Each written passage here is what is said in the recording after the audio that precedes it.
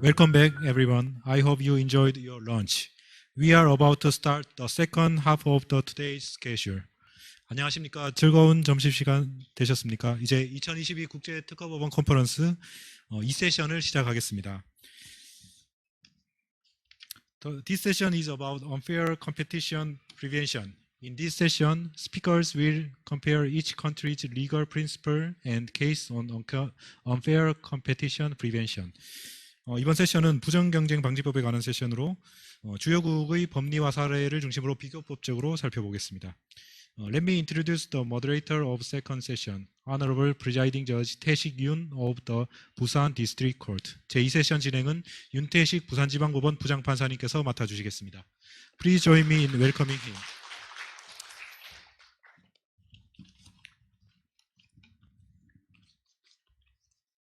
예, 안녕하십니까? 저는 콘퍼런스 2세션 진행을 I'm the 맡은 부산지방법원의 moderator of the 윤태식입니다. second session. I'm from the Busan 이 District Court. My name is Yoon 그 Tae-sik. 진행을 맡게 돼서 대단히 So it is indeed a great honor for me to be 이 moderating 세션은 this session. 부정경쟁 행위를 중심으로 So 여러 in 나라의 this 그 session, 실무와 이론을 we'll be 함께 토론하는 looking at 시간이 the 되겠습니다. comparative law 먼저 examination on unfair 참석하시는 competition 패널 prevention. 소개를 So let me introduce the 해드리겠습니다. panels who are here with 먼저 us today. 미국의 데이비드 From the United 번슈타인 States, David 변호사님을 H. 소개해드리겠습니다. Bernstein. He's a lawyer.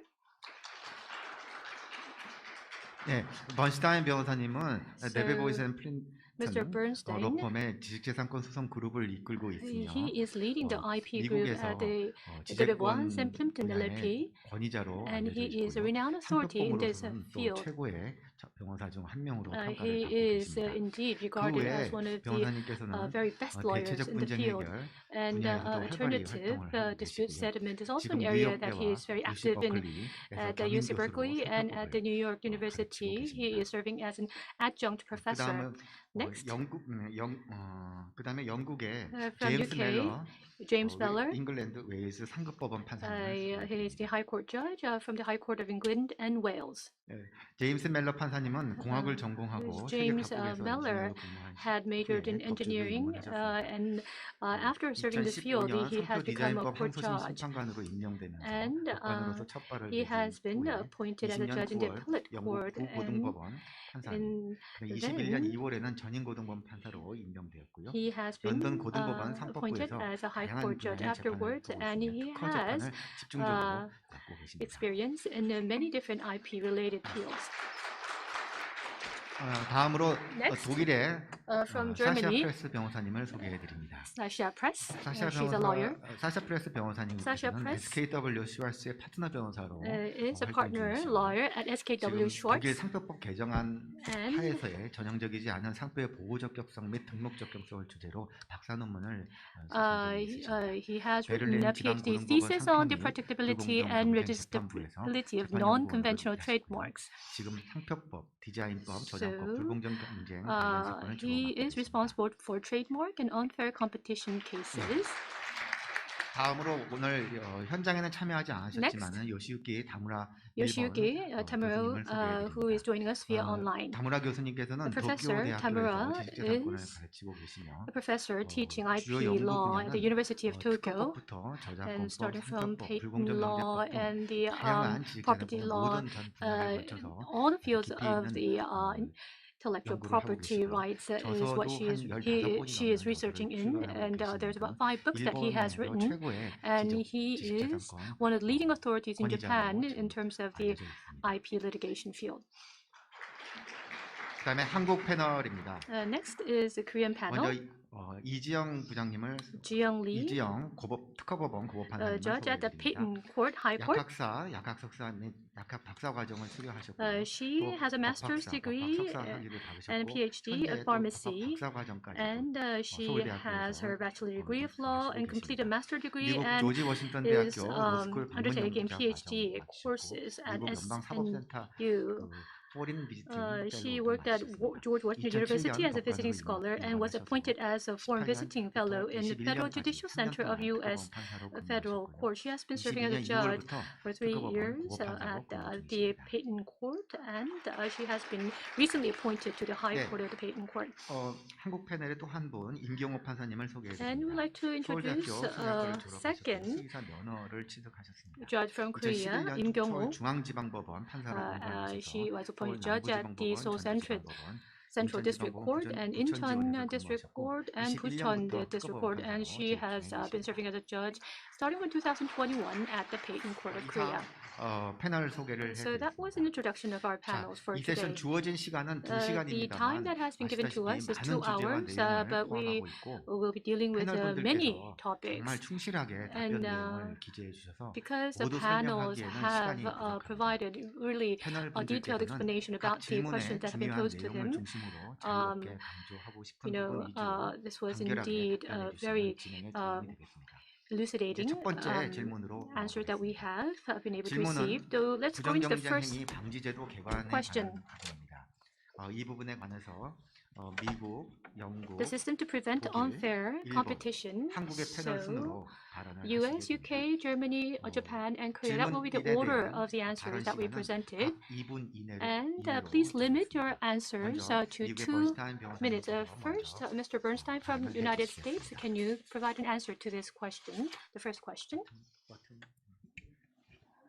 Thank you, Judge Yoon, and it is such an honor for me to be here with you and with all of the judges and esteemed colleagues here. So thank you for including us. The United States has an unusual legal system. Some of you may have heard of it. It's described as a federalist system. We have the federal law that governs the whole country, but we also have 50 different states, and each state has its own laws. And when it comes to unfair competition, that's generally something that is looked at the state level. We do, of course, have the Federal Lanham Act, which is what is our federal unfair competition statute. It addresses trademark rights as well as false advertising and unfair competition in general. But much of the unfair competition law is done at the state level. And so my paper provides a lot more detail about that. I don't have as much time to go through each of these, but I've put up here on this one slide some of the different types of practices that state law governs on unfair competition. So it can be, of course, trademark and trade dress infringement. We'll talk much more about trade dress and product configuration in a little bit. Passing off, which is really a concept that we've borrowed from our good friends in the United Kingdom. It's 200 years later, so we've forgotten about that little war that we fought once before. Advertising law is a type of unfair competition. It's also regulated at the federal and state levels, as well as deceptive trade practices, unjust enrichment, tortious interference, misappropriation, and really any kind of a tort that is in the business context. Any time that there's a violation of business rights, that falls generally under the unfair competition rubric.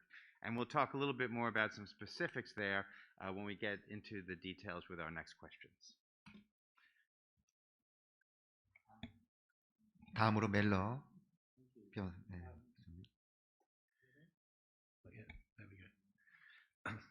Like David, I'm very pleased to be here, and I'm very glad to be participating in this very interesting conference. Now, as I'm sure you're aware, Article 10 bis of the Paris Convention obliges signatories to provide, and I quote, effective protection against unfair competition. Now, despite being a signatory for many, many decades, the UK still has a question mark against its whether it's satisfied this obligation. And like David described for the US, we effectively protect against unfair competition through a patchwork of other rights. Number one on the list is passing off, which we're going to come to very shortly. But you've got a whole range of other causes of action like malicious falsehood, some specific criminal statutory provisions, and many different pieces of EU law, which despite our exit from the European Union, we have now retained as part of our UK law. And so, despite many lobbying attempts to get the UK to implement a general law of unfair competition, that has been resisted, probably because it is very, very difficult to provide a decent definition of what constitutes unfair competition. So that's a very brief introduction from me.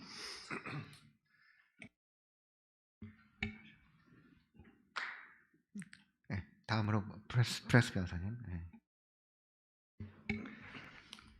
Also from my side, once again, thanks for having me, and I'm really delighted to speak at this conference here. Yes, well, leaving the EU is not what Germany has made so far, and hopefully won't do ever. And that brings me also already to the rules of the unfair competition, to the roots of the unfair competition system in Germany. Because what is the unfair competition system in Germany very much relies on directive and regulations, or mainly directives adopted by the European Union, in particular the Unfair Commercial Practices Directive, as well as the Misleading and Comparative Advertising Directive. And there are many other directives which relates to unfair competition law. In Germany, we have a complete act on unfair competition, the German Act on Unfair Competition, which provides in its section 1 a definition of its broad scope. Because unfair competition protects consumers, competitors, and other market participants in Germany, and it covers different acts of market behavior or of commercial acts. It covers misleading or aggressive practices, comparative advertising, and as well as confusion about origin, or so-called free riding, which we will focus later on. What is a hot topic at the moment in Germany is, and that's the picture on the right side, is green claims and false advertising in respect of sustainability. The EU is adopting a new directive on this green claim advertising, and I think this is the next big thing in German unfair competition issues. Possible claimants. The presentation is not working as it should be. In Germany, you can. There are certain different claimants who can, and I think it's a little bit unusual in Germany compared to other jurisdictions, because not only competitors have unfair competition claims, but also consumers can, since very recently, ask for damages, as well as so-called specially qualified associations who are to some extent responsible for and they have claims against someone who infringes unfair competition rules. Thanks. 예, 다음으로 일본의 온라인으로 지금 연결이 돼 있으실까요? 다문화 교수님. Thank you very much, Chairperson, and I'm quite honored and very pleased to be given the opportunity of making the presentation of Japanese situation. So first, I would like to talk about the history. And Japan has the Unfair Competition Prevention Act, which was codified in 1934, and it aim is to join the latest Paris Convention for the protection of industrial property, and it's a kind of excuse legislation. So until 1980s, it was very simple, and it contains just 6 articles as of 1989, and it was not used so often as of those days. However, here comes the turning point. The turning point was the introduction of protection of trade secrets in 1990. And since then, the Ministry of Industry has been utilizing this Fair Competition Prevention Act as intellectual property law, and which leads to introduction of various IP protection, including the regulation against the protection of famous mark, regulation against service imitation, and technical management protection, and protection of domain name, and the recent amendment, protection of big data. And actually, this UCPA is now quite often used, and it accounts for roughly about 1/3 of IP cases in Japan. And these are the features of the UCPA, and we don't have any general codes. And it was mainly civil regulation, and criminal sanctions are sometimes used.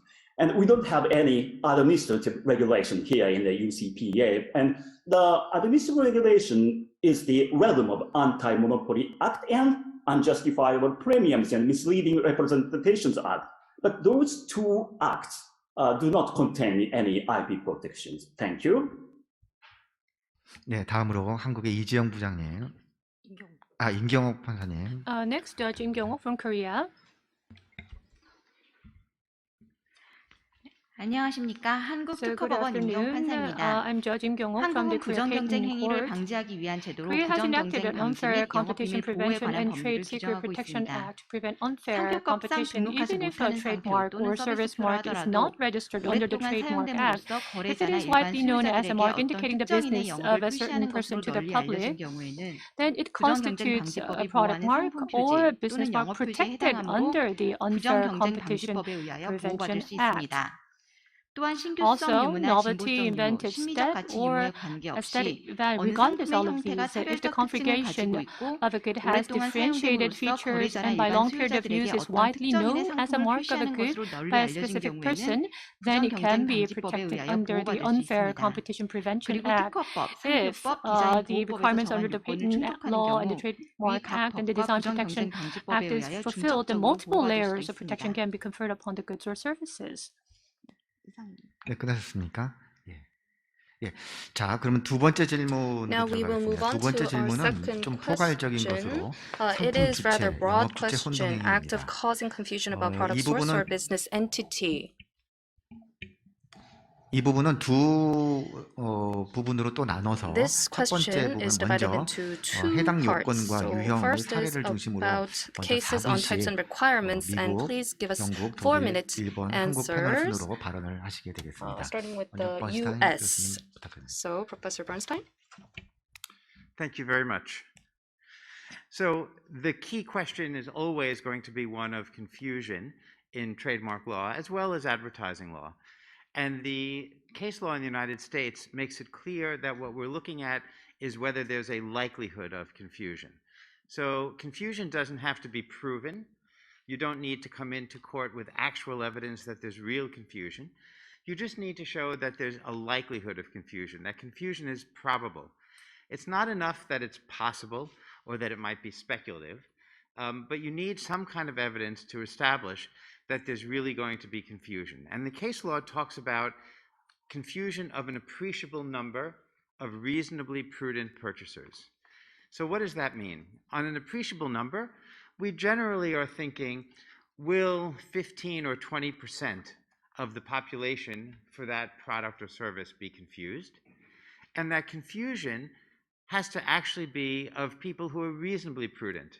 If there's someone who is being careless or is not devoting sufficient attention to being careful in the purchase, we don't really worry as much about the careless or the stupid consumers, I'll say. We really want to look at people who are likely to be reasonable purchasers. And that confusion can be not only about source, so does this product come from them, but it can be about whether there's some other type of relationship. Is there an affiliation relationship or a licensing relationship? And we even have something known as reverse confusion, which I'll talk a little bit about later when we talk about some survey issues. That is that you might be a junior user who was the first, but you have a small product, and then a giant company comes in, and people might actually confuse your products with the giant companies, even though you were first. And we do treat that as actionable confusion. Not only do we have a federalist system where there's the states and the federal government, but within our state, in the federal system, we have multiple different circuit courts. And the courts of appeals have set slightly different standards. Here I've laid out the standards from the Second Circuit in a very famous case involving the trademark Polarad, which was found to be confusing with the trademark Polaroid. And I won't go through all these factors, but these are among the factors that courts will think about when assessing how likely is there to be confusion in this situation. So we certainly want to look at the mark, how similar are the marks. And it's very interesting when we're talking about brands that might be in Asia, for example, because you have a different alphabet. And at lunch we were talking about the differences between the Korean characters and the Japanese characters. And so we look not only at the sound, but also the meaning. So we might consider, is it confusing when you translate it or when you transliterate it, for example? We look at how close are the products. We look at whether it's likely that you would introduce a product in that category. We want to consider your good or bad faith. Did the defendant adopt that name to take advantage of the plaintiff's trademark rights? Or did they do it in total good faith, believing they had the right to? And those issues all go into the assessment of whether confusion is likely. Of course, if there's been actual confusion, that can be very relevant as well, and that's evidence that we will consider. But it's always important to remember that you can still win a trademark case showing that confusion is likely, even if it hasn't developed yet, especially in the context, for example, of a preliminary injunction. So that's a very quick overview of some of the factors that we consider when we're looking at the question of a likelihood of confusion. 네, 벨라 판사님. Yes, our German Thank you, presenter. David. It's very interesting to see how the law of passing off has traveled around the world. Passing off as a cause of action in the UK is entirely judge-made law, so it's part of the common law of England and Wales. And it traces its origins back to some cases in the 16th century. So it's a very ancient jurisdiction. Fortunately, I don't have to go back to all these old cases in the 16th century because of a decision of the House of Lords. You'll probably be aware of it, the Jiff Lemon case. That was a case involving the House of Lords in the UK, I think decided in about 1990. And Jiff Lemon is the modern statement of the law of passing off in the UK. And it's got three elements. One, you have to establish reputation. Two, you have to establish a misrepresentation. And three, you have to establish damage to goodwill. Now, it sounds very simple, and a lot of non-IP lawyers, they get their hands on what they think is a passing off case, and they say, oh, three elements, dead easy. And they don't understand all the subtleties behind those three elements, because they're all interrelated. So, for example, reputation. You've got to have a reputation amongst a relevant public. And in most cases, that's generated by trading. And in most cases, the trading also generates goodwill. And goodwill is the positive force that brings in custom. And the reputation is the foundation for the misrepresentation. And the misrepresentation has to cause the damage to the goodwill. And there are many cases where the links between the three elements aren't made out properly. And those are the difficult cases. But it's very interesting that David was talking about a likelihood of confusion, because in passing off, we have a distinction between what you would call mere confusion and an actual likelihood of deception. Passing off requires a likelihood of deception. In other words, people have actually got to be caused by the defendant's mark or trade dress or whatever to believe that it's either the same as, or it comes from the same source as the plaintiff, or that it's linked in some material way in the course of trade. And perhaps the best example of the difference between these two concepts is an old case again in the House of Lords, office cleaning services against office cleaning association. And they were both involved in cleaning offices. And in a famous case, the House of Lords decided, well, if you want to use a descriptive mark as your trading name, you're going to have to put up with small differences. In that case, the difference between services and association. And in that case, there were people who were confused between the two, but those were treated as mere confusion and not establishing a likelihood of deception. So that's a brief introduction to the wonderful law of passing off. 예, 프레스 변호사님. Now moving on to Lawyer Press. Thanks so much. Well, so what I've learned now from the US and from the UK is that it's always 3 requirements, and that applies to Germany as well. And actually, the principles which are double-checked by the court, which are checked by the courts within these kinds of proceedings, are always are pretty much the same or are at least comparable. In Germany, as a general rule, we will come to later to this again, we have this freedom of imitation unless it is there are some specific IP rights existing, or unless the imitation of a product is would constitute an act of unfair competition.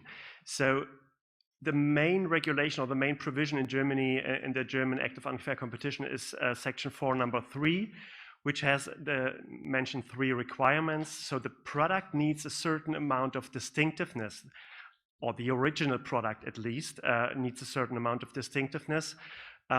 This requirement is actually a little bit comparable to the originality of a design right, or maybe also comparable to the distinctiveness of a trademark. Of course, in unfair competition cases, the threshold is much lower for the distinctiveness according to Section 4, number 3, because and what courts are doing and what lawyers, what we are doing in these infringement cases, we show the courts how the market situation in this fields of product looks like, and try to explain why this allegedly original product may not be distinctive enough to stand out from the perspective of the average consumer. The second requirement is the question of imitation. The German courts divided in identical, nearly identical, or what I describe here as I needed to say it in German, nachschaffende Nachahmung. It's a difference in details. So there are differences in details between the copy product and the original products, but the original product would be still recognizable. So I didn't find a proper English translation, so that's why I needed to quote the German word. And the third requirement is the requirement of unfairness, and that's where the likelihood of confusion, exploitation of reputation issues pops in, because under Section 4, number 3 is divided into 2 parts, A and B, and under A, the German courts apply the situation of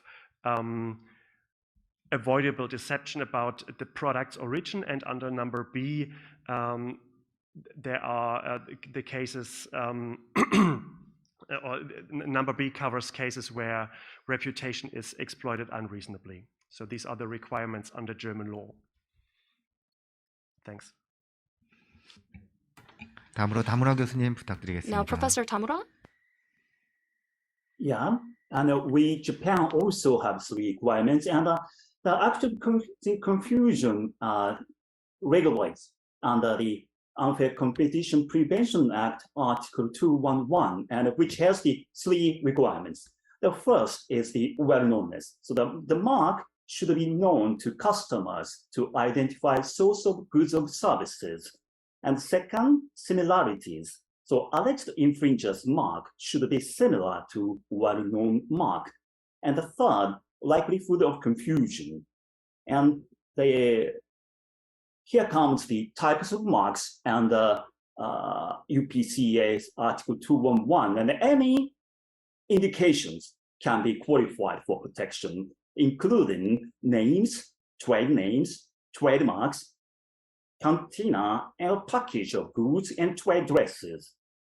And here comes the case. So the 3D signs, 3D big club shaped signs for a club restaurant chain was adjudicated as protectable under this clause by Osaka District Court in 1987.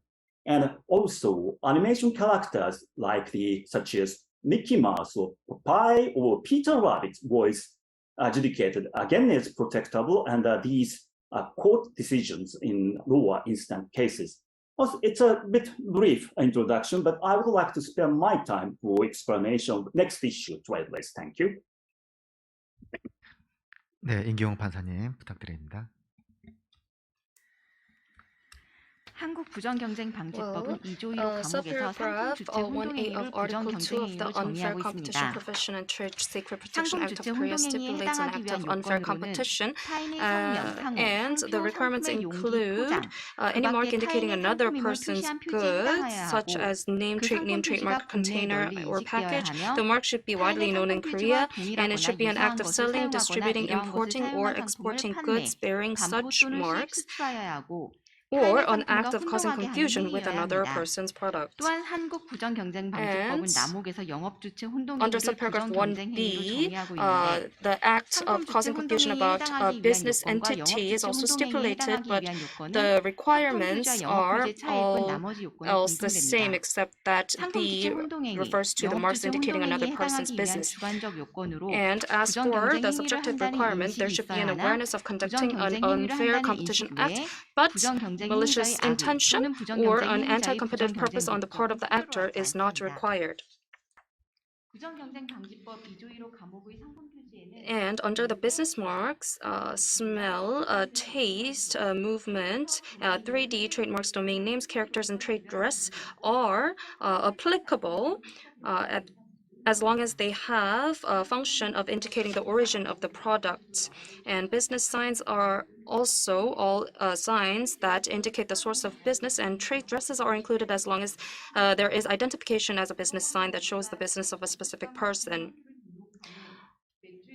The plaintiff have registered the mark on the left, and the defendant used the mark on the right. So generally, although the mark doesn't work as a source of business, if it is distinctive and has distinguishing quality for the business of the plaintiff and has been used exclusively to the extent where the consumers perceive the mark in relation to the source of the mark, the business entity, then this will be recognized as a mark of business. Also, the musical Cats was also recognized as a business mark, since the musical is a work that is used for the business of its production performance, a musical performance using the same script, music, lyrics, choreography, stage art, etc. And as it is continuously performed over and over. 3D shapes are also protected.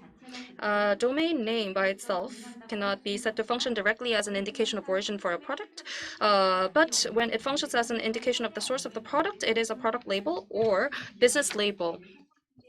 In case the source of the product could be indicated according to the prevailing trade convention, and it is also protected under Article 12(1) of the Internet Address Resources Act.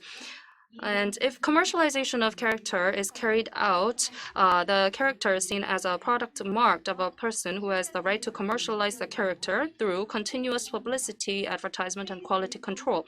Trade dress also falls under the product cover or sales cover if it functions as an indication of the source of the product or sales. Trade dresses are also protected by the Trademark Act, Design Protection Act, Copyright Act.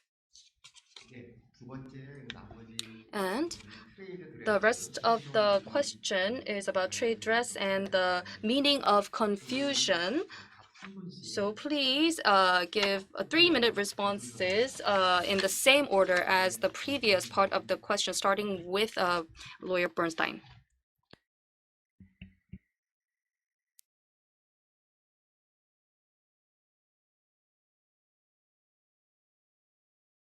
Great. Okay.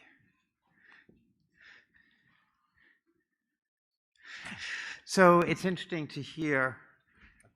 No, Trade dress. trade dress. Yes. Okay.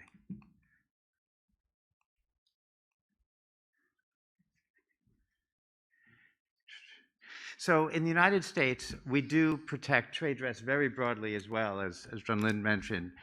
And it can be all of the things that you discussed. So certainly taste and smell and sound can be 3D marks, domain marks. And I've put up here some of the trademarks that have been subject to trade dress claims in the United States. For example, you can see the shape of the Toblerone packaging, that very distinguished triangular shape, which of course looks like the Matterhorn mountain, and so it's very appropriate for Swiss chocolate. The dripping red wax seal on that bottle of Maker's Mark bourbon, that itself has been found to be protected. And there was a famous case involving a tequila product called Jose Cuervo, where they also had a dripping red wax seal, and the court found that it violated its rights.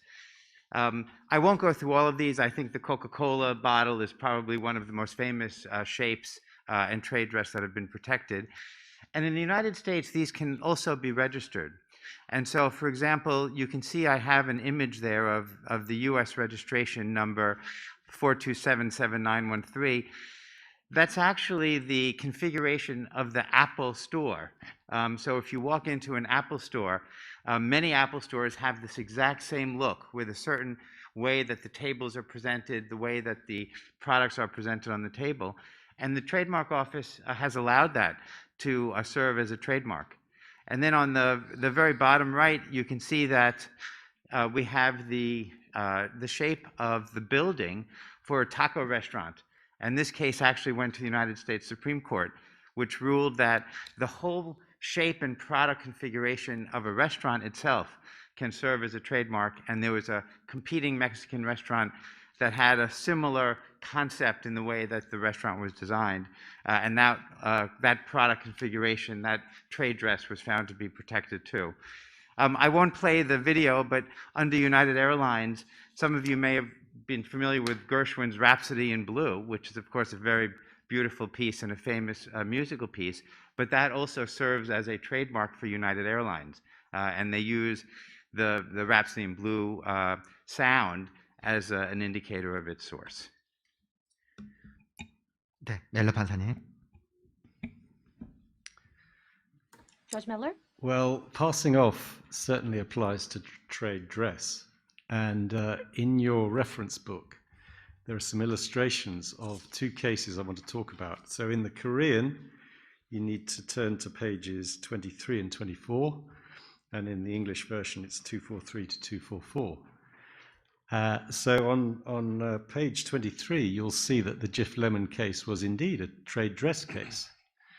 And one of the things about trade dress in relation to products that is a key issue is what happens to labeling. And the reason why the Jif Lemon case succeeded is because people took the labels off the claimant's product, and on the defendant's product, the labels were assumed to be just descriptive. They just said real lemon. Now, by contrast, over the page, the AU vodka case, which I decided in September, it was an application for an interim injunction. Very interesting shape of bottle. The bottles are almost identical in shape. And on the one on the left is AU vodka, set up by 3 people in Swansea in Wales about 3 years ago.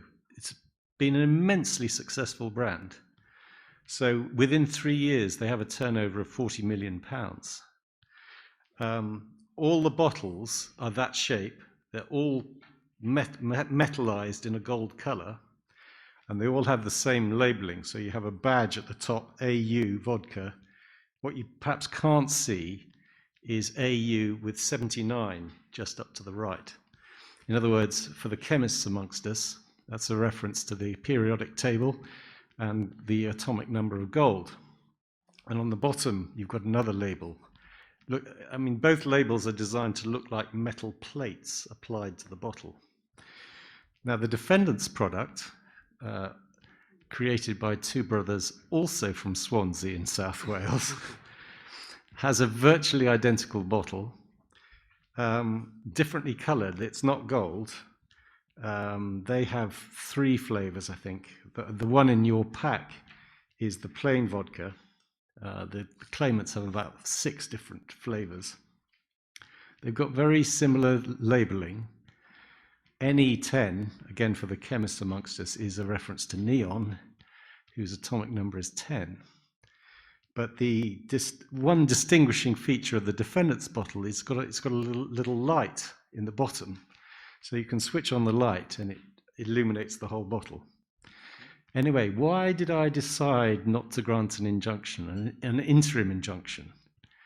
It's partly because the claimant's evidence of deception all came from social media. And none of the people on social media actually were deceived. They saw it as a knockoff product. They weren't confused. They could see the similarities, but they weren't actually deceived into thinking it was from the same source. So in fact, I refused to grant an interim injunction and made an order for a speedy trial, so that if the claimant wants to pursue the case, they will be able to do so probably early in January next year. And that by then they will see if they've managed to gather enough deceived people to maintain their cause of action. 네, 프레스 변호사님. Moving on to lawyer press. That's a very interesting case, James, but it pretty much looks like in Germany we would cover this case by number 3B as an unreasonable exploitation of reputation, because if there is evidence in the internet and on social media, then this could be an option. As David mentioned already, trade dress could also be protected in the EU under the or like in the US, we protect trade dresses with EU-wide trademarks and also in a national trademark system. So potentially any signs can be protected as trademarks. And funny enough, the Apple Store trademark which David presented was a quite famous ECJ case and could have been protected in the EU just after the ECJ decided about it. It is a very unusual mark, actually, and always when I'm passing by an Apple Store, I'm thinking about this case. That's funny enough. Trade dresses in Germany or actual trademark cases. You see this Christmas star. This is actually one of the cases we have won before the German Supreme Court. It was a very famous product and very old product, and therefore we were able to prove that it has been used for decades, and decades meaning really, I think it was 90 or even over 100 years where the original star was created, and the red and white star you see on the right side was a clear knockoff and was actually an obvious imitation. The sausages on the right side, which you see, is also a landmark case called garlic sausages case in Germany, everybody knows about it because the Supreme Court decided. So these sausages went up to the Supreme Court. The Supreme Court decided at least that and this is where the circumstances of the market pops in, that the cow and the landscape used on the product packaging was so unique that this would be able to create distinctiveness. Another very recent case is about these two guitars. On the left side, you see the Gibson guitar, and on the right side, the alleged knockoff Flying V guitar from a competitor. The famous Gibson guitar producer, they lost the case before the German Supreme Court because they were not able to establish an exploitation of reputation, because the German Supreme Court held that because the other guitar was as expensive as the original one, that the average consumer does not see a difference in these two products, and that therefore the likeliness of, or the similarity of both products does not play a major role for them. That was the reasoning, at least. Yeah.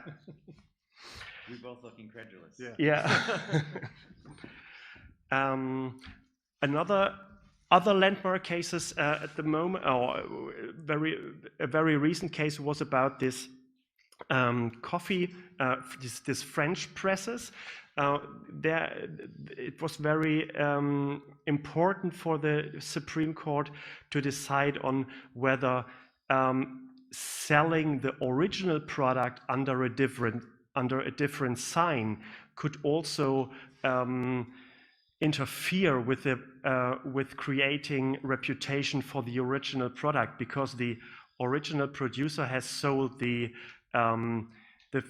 his original product for a couple of years under different signs and under different names.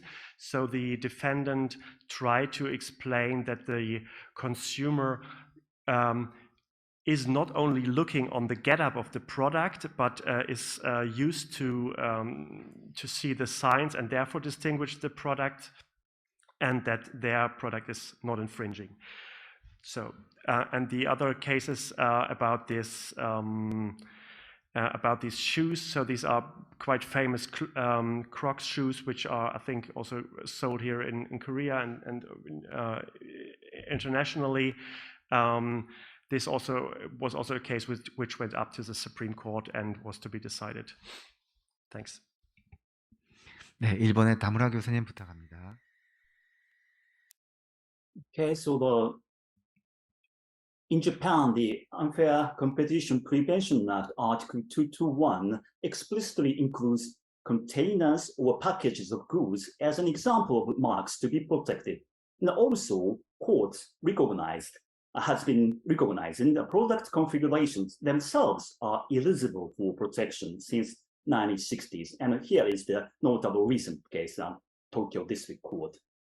And in the litigation, actually, often the degree of well-knownness is at issue. And Tokyo District Court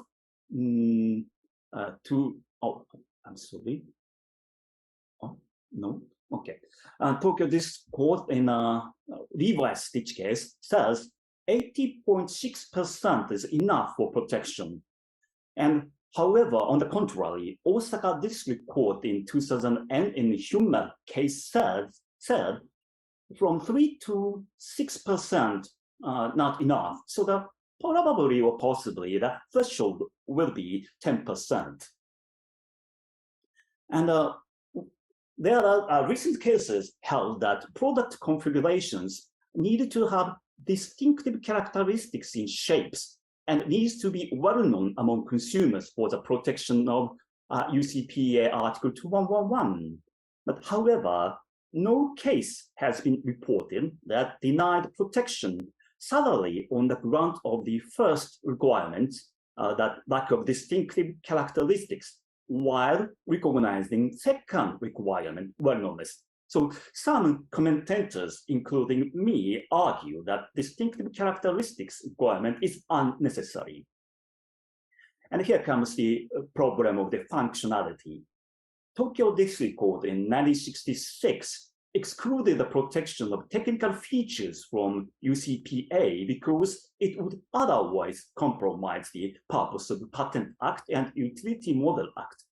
However, Tokyo High Court in 1983 denied the theory, saying there was no clause that required such an adjustment, and there was no reason why UCPA should be refrained.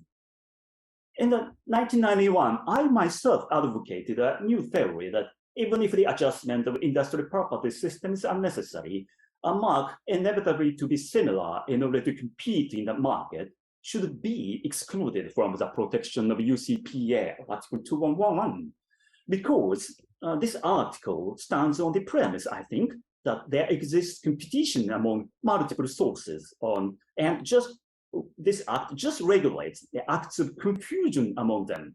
So therefore, the protection of inevitably similar marks would probably go beyond the aim of this act. And several cases followed this my theory and once became a trend. However, recently the old theory that considers the adjustment from the perspective of industrial property laws were revived and recently became a new norm. Thank you.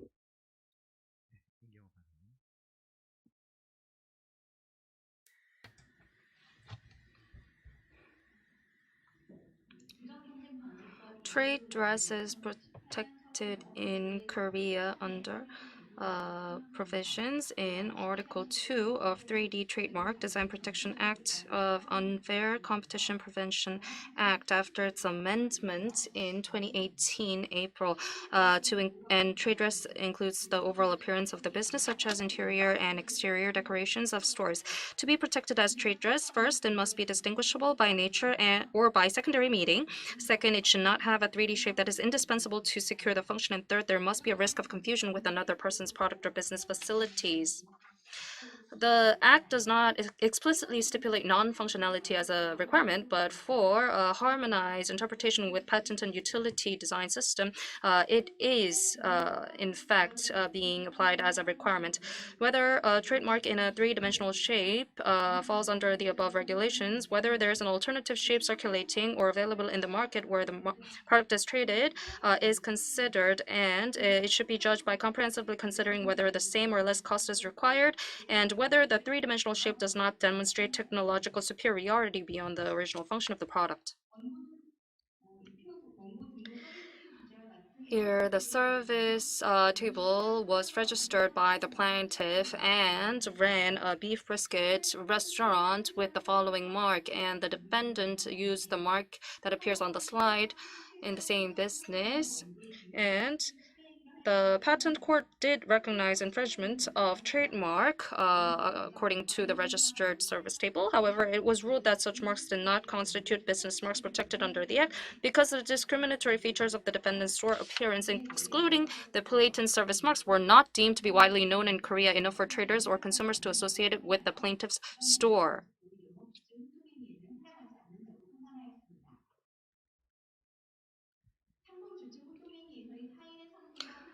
Along with the narrow sense of confusion where an act causes confusion with another's product leads to mistaking that the source of the product is the same, the broader sense of confusion, which is confusion of affiliation, connection, association, or sponsorship, is also included.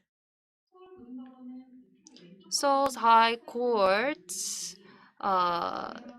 ruled that the plaintiff, Louis Vuitton, that uses the mark on the left, when they sued the defendant who uses the mark of the right, this is in fact an infringement of trademark because the consumers may confuse that they're mistakenly believe that there is some sort of relationship between the plaintiff and the defendant.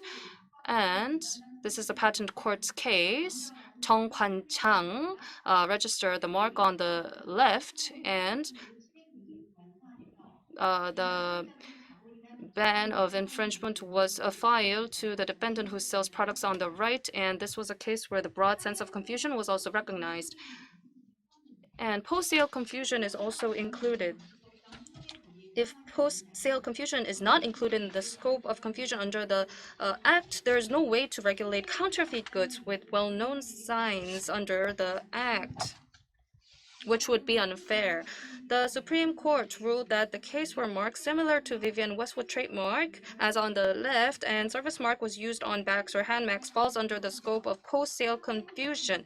Even if the buyer did not confuse the source of product at the time of the purchase due to circumstances at the time, if a third party confuses the source, and thus there is a risk of confusion on the part of general consumers, then this act falls under the definition of act causing confusion. Seoul High Court ruled similarly for the case of Birkin bag, which is sold by the plaintiff Hermes. And in a case where they sued the defendant on the right, even if the quality, price, and other qualities of the product is very different, so there may be no potential confusion at the point of purchase. If a third party confuses the source after the purchase has taken place, and thus there's a risk of confusion on the part of general consumers, this act falls under the definition of act causing confusion in Article 2 of the UFC Act. Reverse confusion is also included in confusion in product subject confusion. If the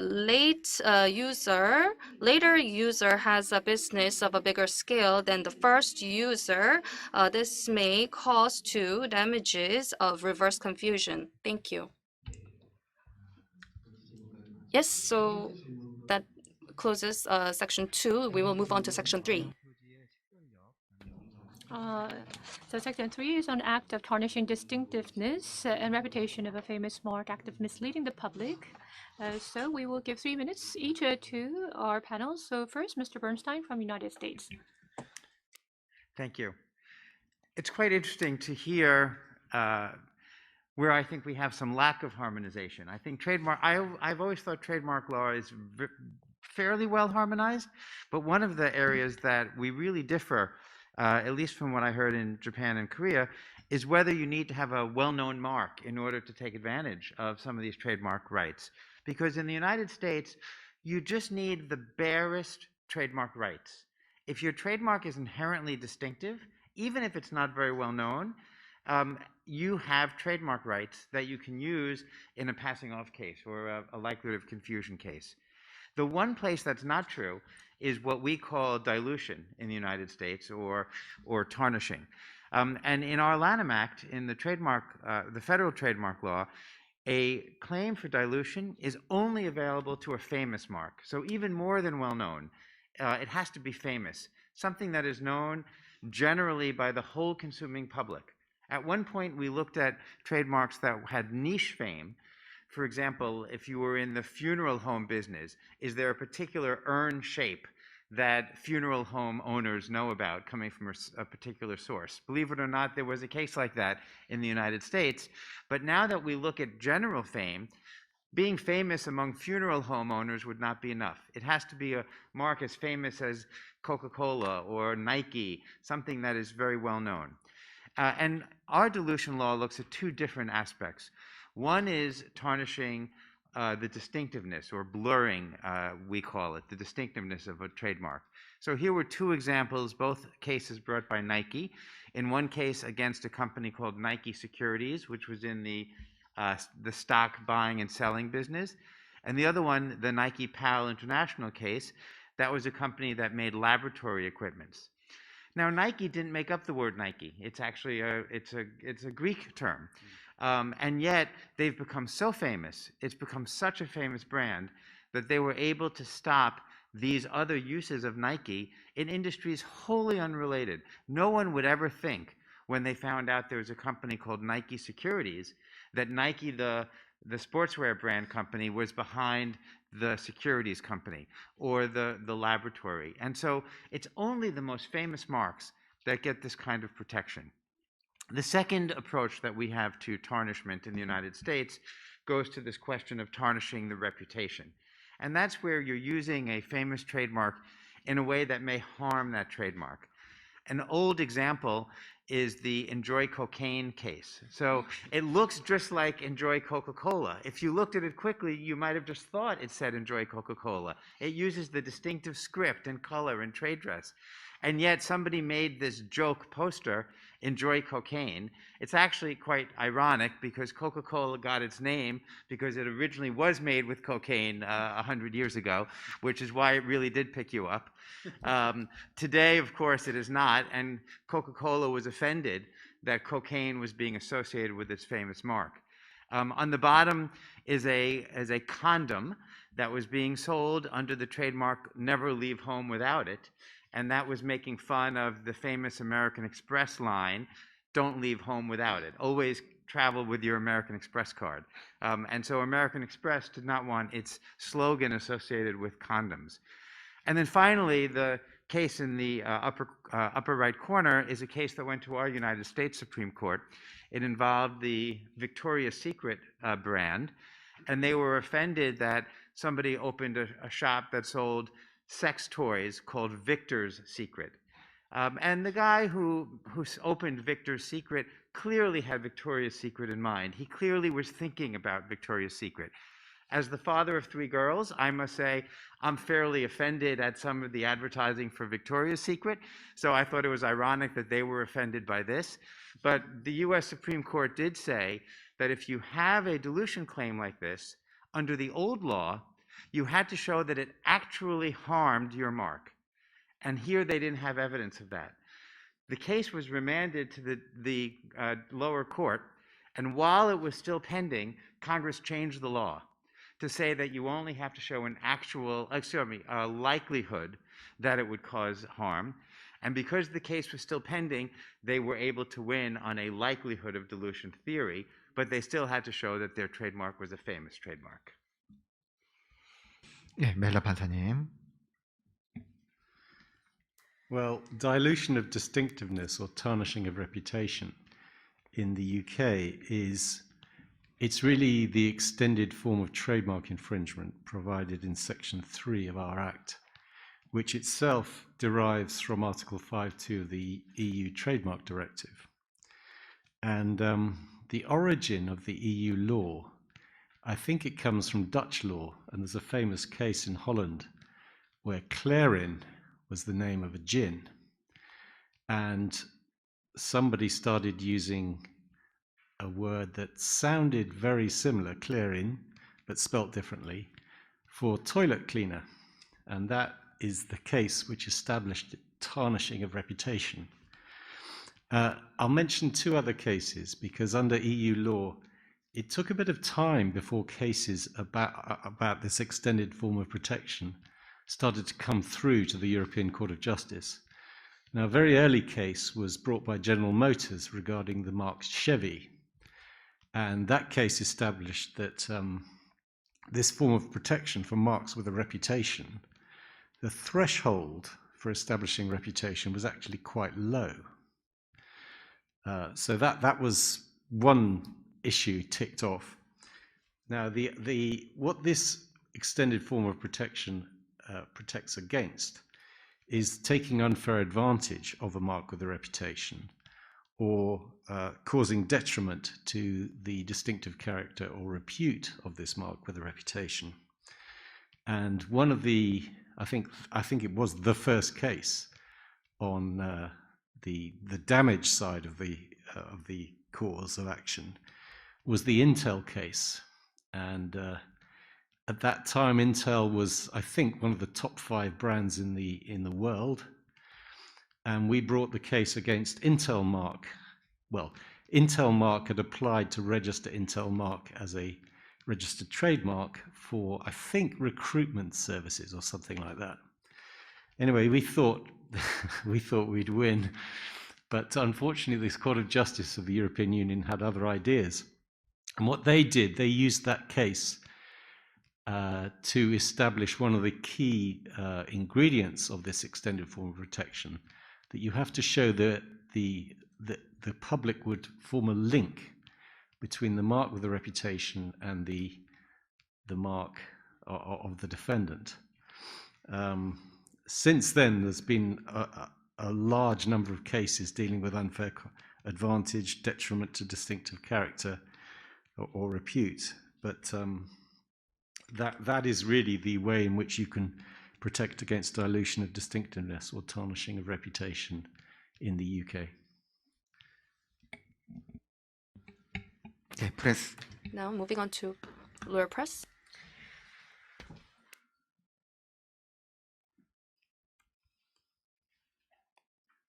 Oh, that's too much. So when it comes to tarnishing and misappropriation from a German law perspective, James mentioned already the EU the EU regulation and the EU the findings by the ECJ.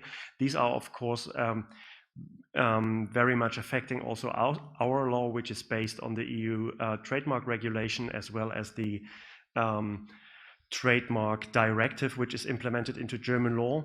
But if we look into this aspect of tarnishing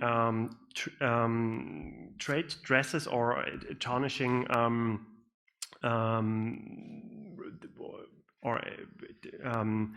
exploiting reputation, then I've brought you 3 cases which has been decided by German courts. There are only a few cases which comes up on this exploitation of reputation track, actually, under section 4 number 3b. One of the oldest cases is Rolex versus Chibo. This is actually a landmark case from the beginning of the 90s from the German Supreme Court, where the German Supreme Court held that also this post-sale confusion issue might be relevant in the aspect of 3b, because what happened in this case was that Chibo, which is a retailer which usually sells coffee and some additional non-food product, brought to market the watches on the right side, which pretty much looked like Rolex watches. And the court held that even though it is unlikely that the average consumer would be confused about the origin of the product, it is possible that if one wear this this imitation product, that other people might know that you are wearing a Rolex watch, and this was regarded by the Supreme Court as an unreasonable exploitation of reputation. I've been to a seminar a couple of weeks ago where some German Supreme Court judges were referring new cases, and they had explicitly mentioned that this post-sale confusion issue is regarded so that the actual German Supreme Court has very much doubts about this post-sale confusion institute. They did not decide it in this guitar cases, in this guitar case which I showed you on the other slide, because it was not relevant. But they mentioned in the seminar that they have very much doubt whether this post-sale confusion will be covered in the future in Germany. And on the left side, you see, I think this little golden rabbit has made an international appearance in the recent, or at least in the IP field in the recent years. This is one of the cases I won against this rabbit before the Regional Court of Hamburg. Also, the case was just about exploitation of reputation of the Lind rabbit. What has been now decided by the Swiss court was the question whether this golden rabbit in the middle is infringing their Swiss trademarks. This was decided very recently, and I got some news from Munich from last week, where a German court held that the color mark of these, so the golden color mark, is protected for Lind. So they now own a golden color mark in respect of sitting chocolate rabbits. Thanks so much. 네, 다문화 교수님 부탁합니다. Yeah. So regarding the protection of well-known mark, Unfair Competition Prevention Act Article 212 codifies protection of famous mark. And this legislation was introduced in 1993 again. And there are just two requirements: famousness of the mark and similarity of two marks. And there are no other requirements. So therefore, it can be utilized against dilution or tarnishment. However, there existed some criticism. And this UCPA Article 212 can lead to overprotection, especially for weak mark, such as Jun in Japanese, which means pure or genuineness, or Asahi in Japanese, which means the morning sun. So I myself advocate to introduce some kind of balancing interest test via standing requirements of UCPA Article 3.1 or Article 4, which codifies some business interests should be harmed or likely to be harmed to get injunctions or damages. But whether case law will adopt this new theory, and it has yet to be seen. Okay, thank you very much. 네, 임경훈 판사님 간략하게 좀 정리해 주실까요?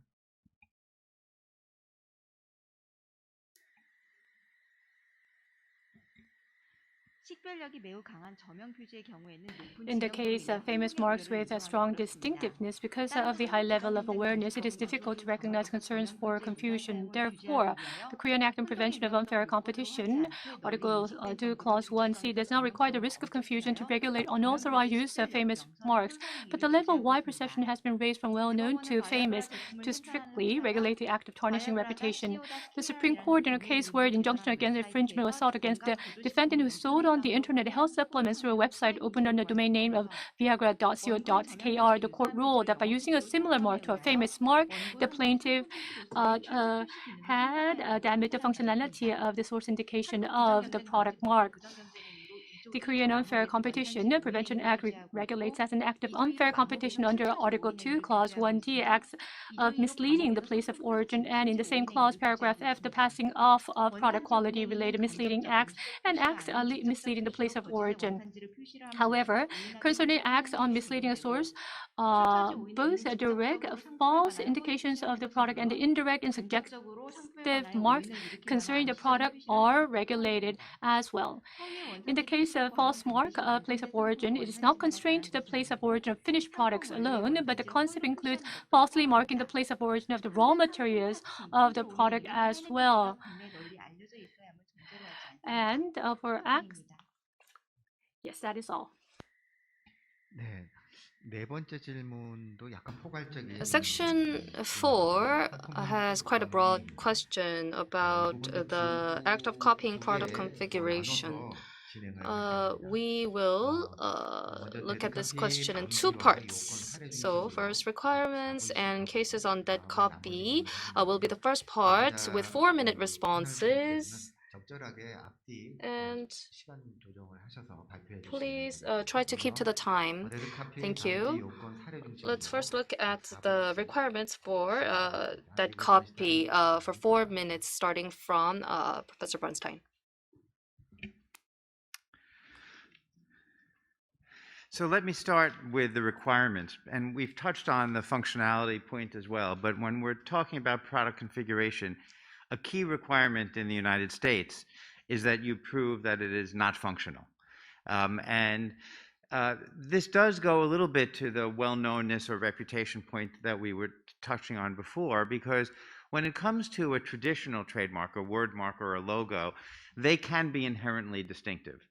But when it comes to product configuration, our court recognizes that those are never inherently distinctive. You need to show that there's an element of secondary meaning, that people recognize it as being source identifying. And we actually will talk a bit more about that in the third section later this afternoon. So I'll skip on that just for now, and we'll circle back to that when we talk about distinctiveness of trademarks later today. But with product configuration, the other thing that we need to be very careful about is functionality, which has already been mentioned. And this case, the Traffics design case, was one in our Supreme Court about 20 years ago, which was a very important case in this area. And we've all known for quite some time that if something is functional, we should be protecting that under the patent system, not through the trademark system. And so we exclude trademark rights for elements that are functional. This case dealt with a road sign, which had this unique double spring mechanism at the bottom, and I've shown a close-up photo of that double spring, and they had a utility patent on that. So during the then 18 years of its utility patent protection, they also, of course, built up a trade dress. People in the industry, industry of road signs, of highways, recognized that if it looked like that with that double spring, it must come from Traffics. Well, when the patent expired, someone else started making those same designs to have a sign that would be able to blow in the wind and not blow over. And of course, Traffics sued, relying on their trade dress rights. But the Supreme Court said, because you had a utility patent, there's a presumption that it was functional, and therefore that's not something that you'd be able to protect. Very briefly, I want to talk about two other functionality cases which touch upon products that are well known here in Korea. So one is the Pocky line of chocolate-dipped biscuits, and Lot, since we're in a Lot hotel, I thought it would be inappropriate to talk about this, has their own version of this kind of a biscuit or a candy. And the makers of Pocky, Azaki Glico, brought a trade dress action. But the court ruled that it was functional, that because the way the product is partially dipped in chocolate, it allowed you to hold the biscuit in your hand without getting chocolate on your hand.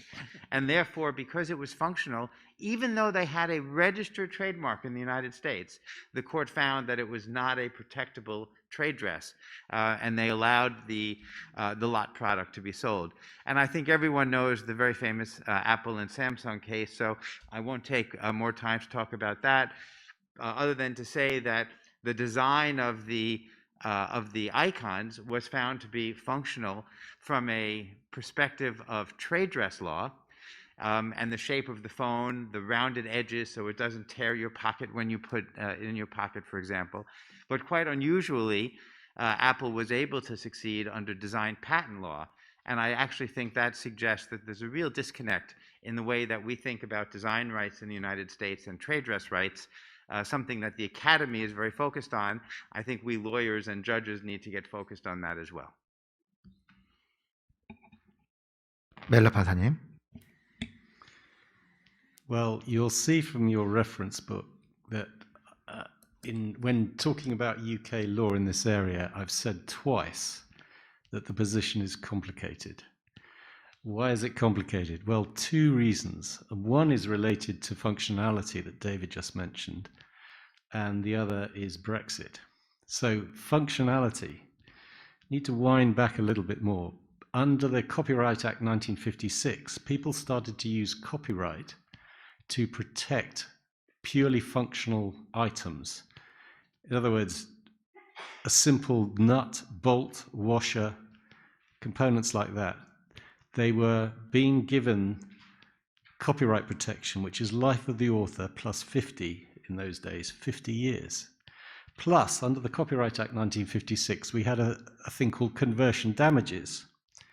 What that meant was, if the defendant's product was an infringement of the claimant's work, that product belonged to the claimant, which meant you didn't just get loss of profits, you got the entire defendant's turnover in the product. So, due to those excesses in the new Copyright Act, which was passed in 1988, what they did was they continued registered design right, they introduced an unregistered design right, giving a maximum protection of 15 years. And then copyright was drastically cut down for functional items by a combination of sections 51 and 52. So far, so good. Then we have harmonization of copyright law, or at least it started from the EU. And the CJU managed to decide that our sections 51 and 52 were contrary to EU law. So then, this is more recent, but we had to start reversing the process of cutting down protection of functional items. Now, the second complication is Brexit, of course, and we have retained in UK law all of the design protection that was afforded under EU law. So now we have 5 different forms of protection. We've got UK registered design right, we've got community registered design, we've got UK unregistered design right, and we've got community unregistered design, as well as a 5th version. So we've got a fairly crazy situation in the UK at the moment. And indeed, there is quite a significant push to simplify design law, certainly in the UK. 네, 프레스 변호사님. I'm always pushing too much on the button. Sorry for that. Yeah, actually, we have the comparable situation in Germany. We are also, as EU design law applies in, or EU design regulation applies in Germany, we have registered designs as well as non-registered designs, and the German courts are taking up the Cofemel judgments and the Brompton judgments by the European Court of Justice. And there are several cases pending currently before German courts where copyright is to be used to provide protection for products. I'm a little bit skeptical about this because the scope, and in particular the time scope or the duration of this protection is quite long. In Germany, we have copyright protection for 70 years after the post-mortem auctores, so to say, and that gives that's a strong weapon actually. But I need to get back to the requirements of the German system, because speaking about protection of products under German unfair competition law also raises this question of functionality. And obviously, different from the US, if a product would be covered or has been covered by a patent or by a utility model, it wouldn't be a problem for a German court to find that a imitation product, that the original product can be protected under Section 4, number 3. The German court would then just ask, is this technical issue in this product so crucial that you can't make the same product without using this technical issue? And here I have another picture of these, I don't know the English word for this, Gartenliege? This Lounge chair. Yeah, right, sorry. Thanks, gentlemen. This was quite a famous case in Germany, also decided by the Supreme Court for this lounge chair, or this, it's a garden chair actually.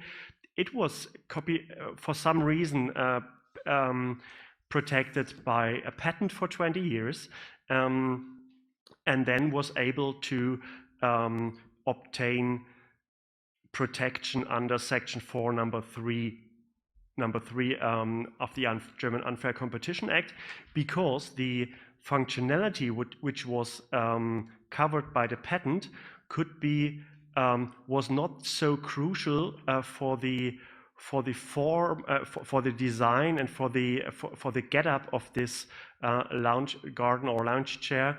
And the lounge chair was so so successful in the market that even the argument which was brought by the defendant that the claimant could be successful only because of the patent, that this argument did not succeed. So functionality is not a strong weapon actually in German unfair competition cases. Thank you. 다무라 교수님 부탁합니다. Thank you. Professor Tamura? Yep. So in Japan, the Unfair Competition Prevention Act Article 213 actually regulates explicitly slavish imitation or dead copy of product shape. And this codification was introduced in, again, 1993, and actually based on my proposal to secure lead time advantage, which functions as one of major incentives for innovations. However, when I advocated this new legislation, I referred to several European laws, including UK Unregistered Design Right of 1988, which has just been introduced, and also the Section 5C of the Swiss Unfair Competition Act, which regulates the so-called direct copying. And also, theoretically, I referred to a theory of market-oriented approach for US software protection as of those days in 1980s, like which was advocated by the Professor Kaja or Professor Samuelson, Pamela Samuelson. And these theories, or this theory, found a reason to regulate the act of imitation of computer programs in securing for market lead time. And these are the requirements of Unfair Competition Prevention Act, Article 213. And imitation is a key issue. And imitation is defined in the UCPA Article 215, and which says imitation is to make the shape of goods substantially similar to that of others. And the term of protection of this Article 213 is very short, just 3 years after the first sale. And the creative value is not required at all. Because regulation just covers substantially similar goods for only 3 years. And the courts will be not so qualified as patent office to evaluate the creative value. And slavish imitators do that because they feel there exists values worth imitating. So probably in 99% of the cases there would be some value. And subjective purposes of imitators are not required because lead time advantage will be harmed even without subjective purposes. Thank you.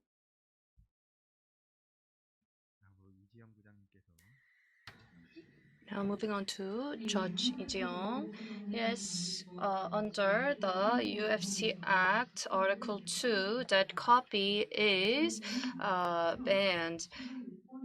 And as for the requirement, copying the shape of goods is applicable. As Professor Tamura said, also in Korea, the shapes that have been created within 3 years are subject to the protection, and goods with general shape is not protected. So the shape is not necessarily in question. It only protects tangible things and does not apply to abstract ideas. Also, it has to be subject to be traded independently. And the Supreme Court ruled that consistent generality is required. When it comes to the degree of copying, it has to be a dead copy, which is a perfect copying and making almost the equivalent of the original. And whether it refers to dead copy or not, the following factors are comprehensively taken into consideration. If I explain cases, I think it will be more evident. There aren't that many dead copy cases, so I am just going to touch upon the most major cases in Korea. The lace dress seems to have been perfectly copied, but if you look at the motifs, the flower motifs and the patterns, they are almost the same, and the cuffs and the neckline have all been copied, so the copy was recognized. And as for the chiffonier, the overall structure is the same. Maybe the ventilation area number is different. This is a soft tree case, which is interesting. The transparent plastic cup has ice cream inside, and the bee honeycomb is put on top. This is the soft tree product. The idea was the same in the defendant's product, but in order to be eligible for dead copy, it has to be consistent general element. But every time the staff or employee makes this product, the exact shape of the ice cream would differ, so it was not a dead copy. Thank you. So imitation of copying of the product configuration, the scope is quite expensive. Why don't we talk about the configuration usually seen or the duration of the production? So we'll give you 3 more minutes. We'll start with Mr. Bernstein from the United States. Thank you. So it's quite interesting because the U.S. law is very different in this respect as well. We would never protect a lace dress or ice cream like that, even if it was a dead copy, unless there were trademark rights to begin with, unless the design of the dress itself was seen as source identifying, as opposed to just being a beautiful lace dress. And so when I think about this question, we always have to start from the perspective that you still need trademark rights at the inception. And I come back to that list of some of the elements I began my talk with, because they really help inform this question of, well, what kind of copying is enough? So we look at how weak is the trademark or how strong is the trademark. That lace dress or the configuration of the way the ice cream is served, that would generally not be seen as something that's source identifying in the United States. And so even a so-called dead copy, we don't use that term in the US, but even a dead copy would not be seen as a violation. The fashion industry is very upset about this. There's no protection under copyright law for something like that, and there's no protection under trademark law. And so in the US, some people think there's a gap in the law. Although in academic circles, we think it's actually quite appropriate, that not everything should be protected. And it brings me back to the very functionality discussion we were having before, which is to say, if an element of a product, if its design, if its configuration, is designed that way to make it work better, or because it's cheaper to make it, then those are things that, for fair competition, should be allowed. And so we generally would not extend our law to that. The last point I'd make here is, if there is exact copying, sometimes some courts will say, oh, there's a presumption that if you copied it, you intended to cause confusion. But I believe that that's too broad a statement. You have to look and say, well, why are they copying? If they're copying something for the purpose of confusing consumers, then a presumption might be appropriate. That might be the kind of bad faith that would support a presumption that there's infringement here. But if they're copying it because it's just an effective way to make, let's say, this candy product, because if you dipped it with chocolate all the way, you'd get chocolate on your hands. And the way the sticks are designed, you can fit a certain number of them in the box, or the design of a telephone. If you've designed it that way to make it work better, then we're not generally going to protect it, at least under U.S. legal principles. 네, 일라판사님. 버튼. Thank you. Please press your button. Let's continue with the lace dress. So under UK law, that would be protected by copyright of a drawing of the dress. It could be protected if they'd registered as a design, and it would also be protected by unregistered design right. Now let's go back to the complications and the 5 different forms of protection that I mentioned earlier. generally, registered design provides a monopoly right. In other words, you don't need to prove copying. For all the other forms of design protection, you do need to prove copying. And the lace dress, although it differed in immaterial details, and that's the best translation I have of Sasha's phrase that he mentioned earlier, although it approaches it from a slightly different angle. But if it differs only in immaterial details, then it will be an infringement. I think that's probably all I need to say. So then let me also say some words to the lace dress, because we have the same situation in Germany. This would be, as far as I can see the pictures here, this would be a clear-cut infringement of a non-registered right, which is very limited in time. So the German law provides for 3 years once it is publicated, or once the design is published, or the dress is came to the market. So it is quite limited, and I think the German court would possibly also apply or at least discuss copyright, but it depends what has been existing before, of course. The German courts has nevertheless, or the German Supreme Court has a couple of years ago expressly carved out protection for trade dresses under unfair competition. It was formerly like a way of getting protection for fashion stuff, to bring claims under unfair competition under Section 4, Number 3, or the prior provisions. But the German Supreme Court expressly stated, no, since we have this non-registered design rights, there's no need for protection anymore.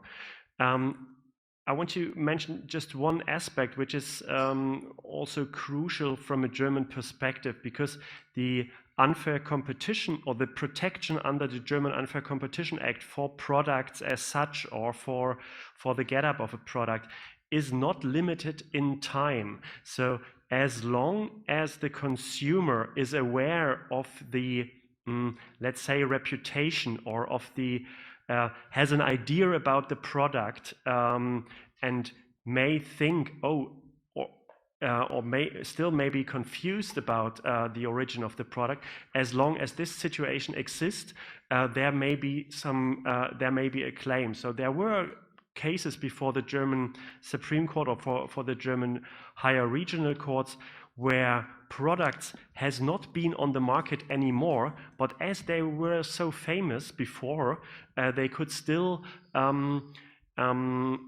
bring in claims under unfair competition against imitation products. So this is also an aspect which is to be discussed under German law. Thanks again. 네, 다무라 교수님 부탁합니다. Professor Damura. Thank you. So I'd like to talk about the limitation of UCPA, say Article 213. So the shape of goods under this article needs to be entirely imitated. So partial imitation is not enough. So if partial imitation were to be regulated, the scope of protection could become so broad that justification for not reviewing creative values would be lost.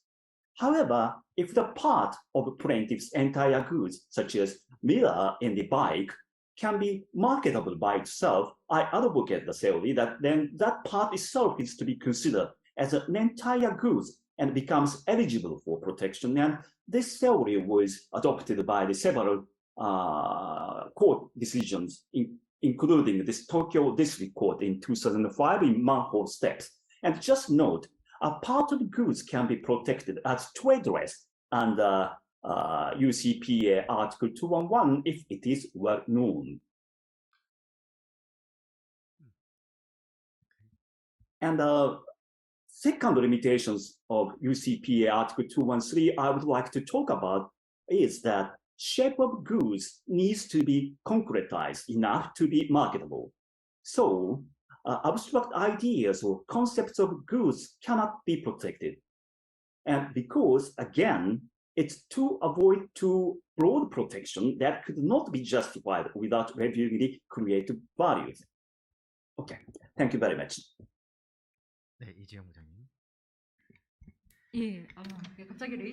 Yes, the lace dress, I think, became the most exemplary case in Korea. It drew a lot of attention. I'd like to add a couple points. The dead copy provision is for products with a short life cycle, so the term of protection is 3 years since the creation of the design, and after the shape and afterwards the protection is no longer valid. And let's move on to another case. It's the iPhone 5 holder case. The design was copied, but 3 years has passed, so the plaintiff's claim was rejected. And here, a woman's suit case, this shows a dead copy, but 3 years have elapsed, so protection was not applied. So to exercise rights for a long time, it should be registered. If it's not registered, then the term of protection is very short. So I guess this is to encourage rights to be registered and to protect free competition and to prevent monopoly. Counterfeiting the common shape of goods is not protected. So that is the proviso that you can see in the article of our Unfair Competition Act. Then what constitutes a common shape of goods? This is a controversial question, and the Supreme Court rules as you can see on the slide. When it comes to the definition of the common shape, let's look at some cases. The Louis Vuitton bag case. It is very popular in Korea, and you can see the defendant almost copied it perfectly. And the defendant claimed this is a common shape of goods, and it was rejected. And the wrap dress case, the defendant copied the metallic material wrap dress of the plaintiff, and the sleeveless T-shirt was copied in the case on the right. And the defendant said that, this is a very common design that is widely known from the DVF design. And the sleeveless dress, the defendant said this is the only way we can make a sleeveless dress, but the defendant's argument was not accepted. And this is the couch case. The defendant once again said that such design is the only way, the essential part of the design for such couches, but that was once again rejected. And this is another Supreme Court case about handy fire extinguisher. It was recognized as a copy, but the Supreme Court ruled that this is, in fact, a common shape that is required for such extinguisher, and it does not apply as an unfair act. And this is a car tent. The defendants claim that this is a common shape, and the Court of First Instance said it is, in fact, a common shape, and the plaintiff's claims were rejected. We'll go over to the next question. This is on the act of using outcomes without lawful authority.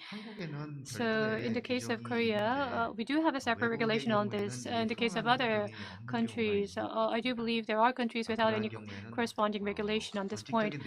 So in those cases, if you don't have such measures, you can, I think, talk about the legal principles. In the same order, you'll be given 2 minutes each. So Mr. Bernstein, you go first.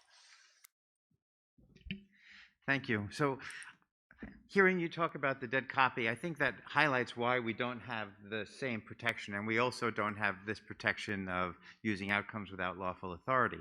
And the reason is that if we protect a design like that under trademark law, the trademark could last forever. There's no limited time. And even under our design patent system, you would get 20 years, which is a very long time. And so it's an area of the law that we don't protect in the same way, which is why, to encourage fair competition and discourage monopoly, it's just not an area of law that we protect in the US. And similarly, we don't have in the United States any kind of an analog to this idea of using outcomes without lawful authority.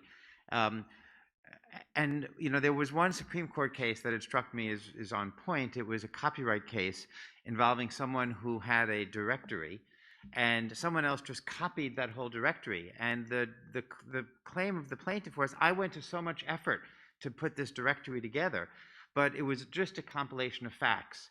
And so the Supreme Court said, look, you don't get protection under US law for effort. You only get protection if you've actually created something that fits within one of our frameworks, whether it's copyright, trademark, or patent. The one area where there's a little bit of an analog, I'd say, brings us right back to the very beginning of this session on unfair competition, which is if you've copied someone's trade secret, if there's a misappropriation of trade secret, or if you've interfered with someone's business in an unfair way, then we could find that there's been a different violation that wouldn't be under a trademark remedy, it would be under one of these more general state law unfair competition remedies. Switched it off again. There we go. Yeah, use of outcomes without lawful authority. We don't have anything, any specific provision, but the law of passing off has shown itself to be adaptable. And I'll illustrate that with 3 cases. The first one is BT against 1 in a million.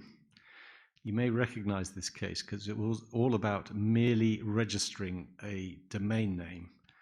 So the domain names in issue were of famous brands in the UK, marksandspencers.com, Vodafone.com, and there were 1 or 2 others as well. So the judge at first instance said, merely registering a domain name and not using it is not an act of passing off. Unfortunately, the Court of Appeal agreed that passing off should extend to that. The second case I mention in the materials is the Eddie Irvine case. He was a Formula 1 driver, and a radio station in London called Talk Radio published a leaflet with Eddie Irvine with a radio to his ear, and there was a label on the radio saying Talk Radio. So that was a case of false endorsement, and Eddie Irvine succeeded in that. Third case I'd mention is Alan Clark against the Evening Standard. Alan Clark was quite a controversial MP in the UK.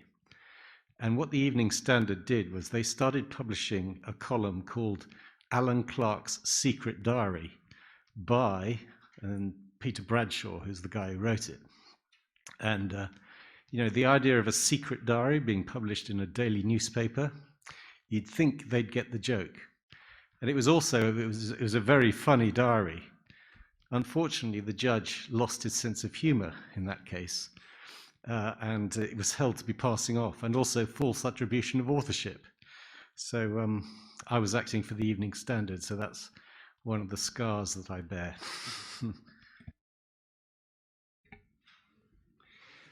Well, in Germany, we don't have such a principle of law either. I would possibly compare it at least with one general provision,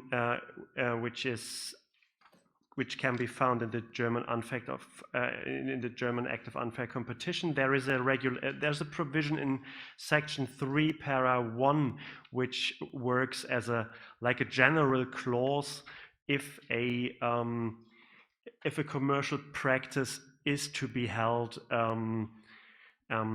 unfair, and there are only a few cases where the Supreme Court applies this principle and factually grants protection for not products but for things which were successful in the market. So I'm remembering one case where a big database which was not able to be protected under copyright law, which also protects databases, could be protected or was protected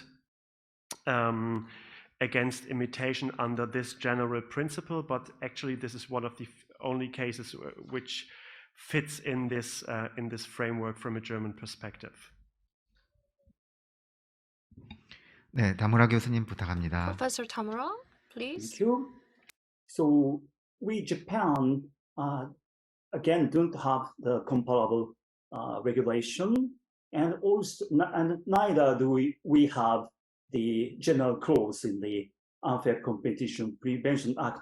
However, I'm sorry. Therefore, if it is not specifically codified, protection under Unfair Competition Prevention Act cannot be obtained.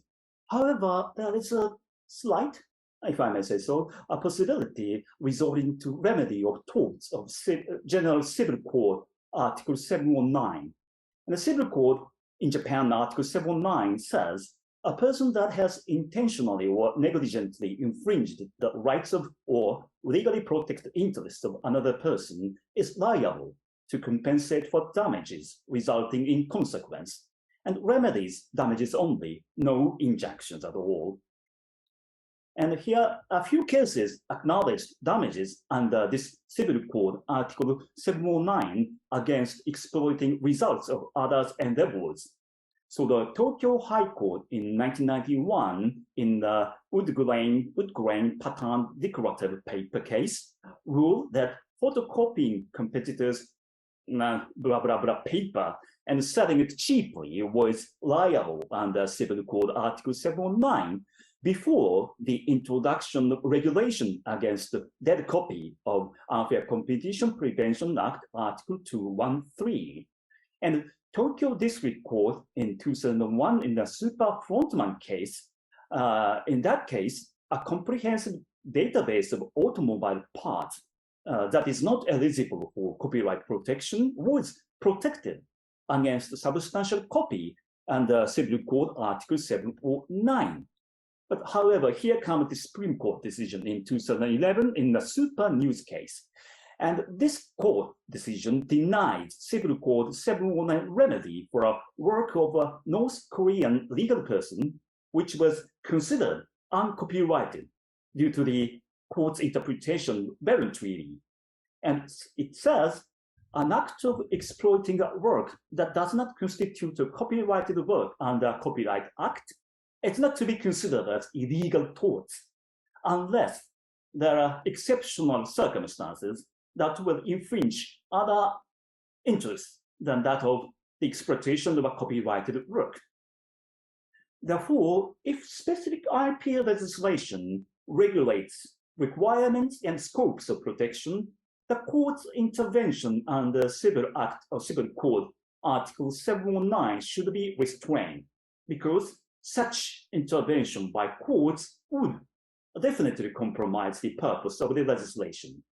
However, if there are no related specific IP regulations, and this is my theory, and if it is clear enough for the court that allowing the alleged infringer's exploitation would lead to underinvestment for innovation, the intervention should be justified. But the court would recognize such type of the remedy even after that Supreme Court case, actually, which has to be seen, which has yet to be seen. Thank you.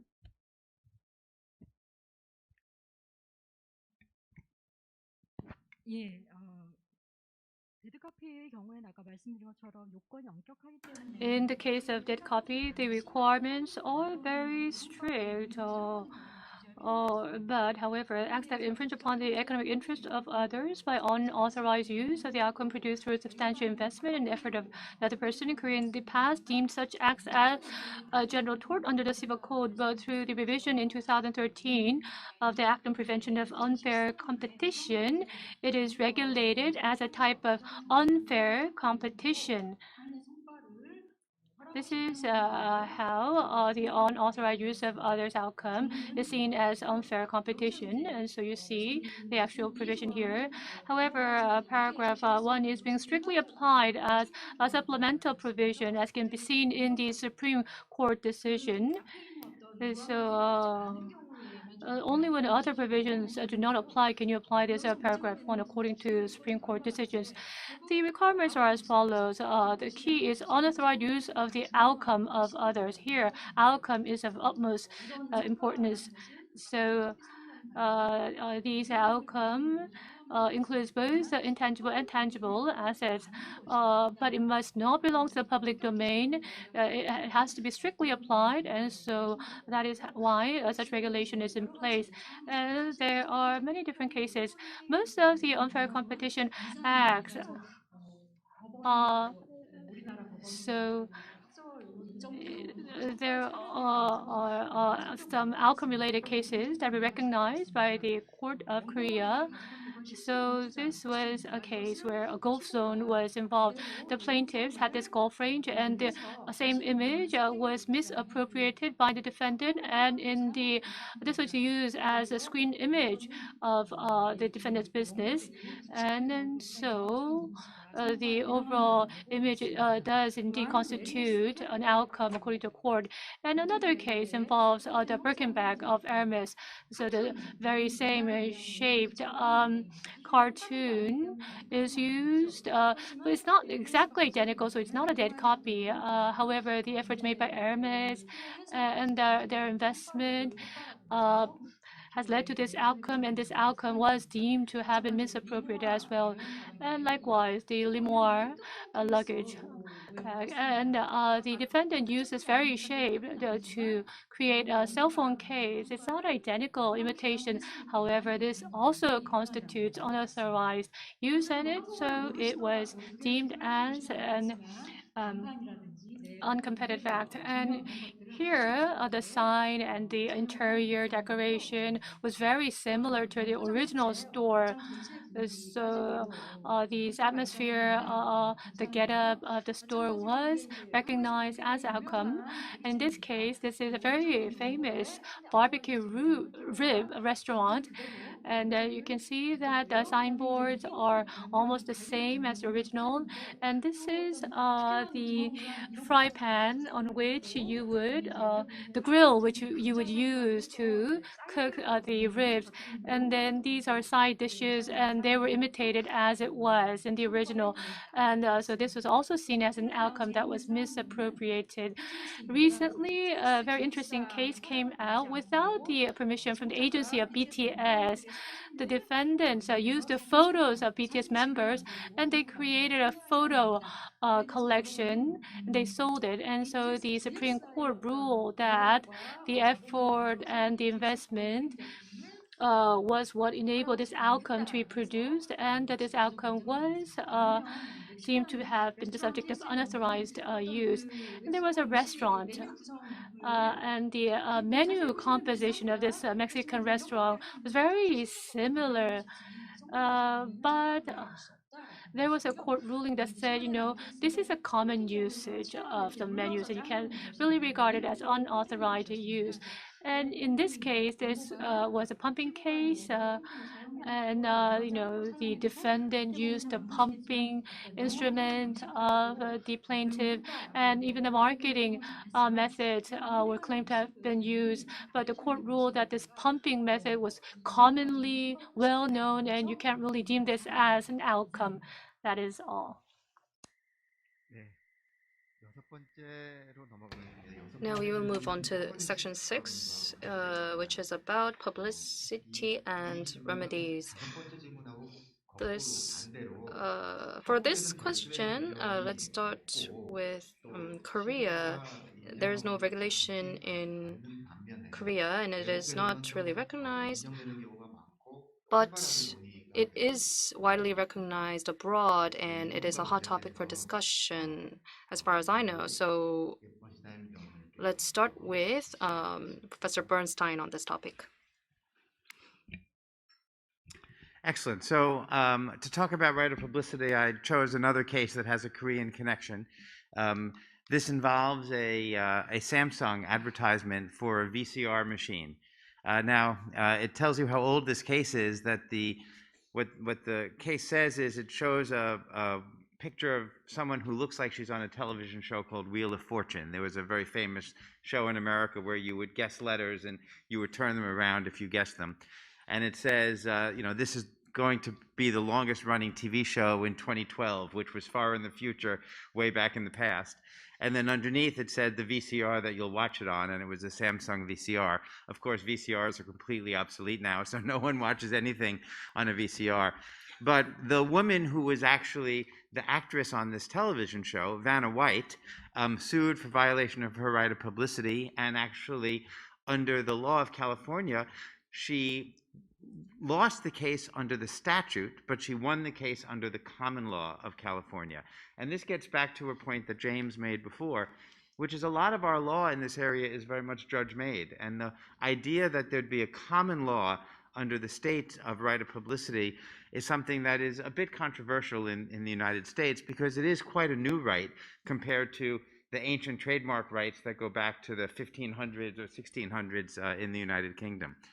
So this is just an example, I think somewhat of an extreme one, because that robot doesn't really look like her, except for the fact that she appears on the set design, and yet she had no trademark rights in the set design. And there was a very powerful dissent from Judge Kaczynski making the point that if anybody had rights here, it was the owner of the show, not Vanna White, because she doesn't have the right to, for example, wear a red dress.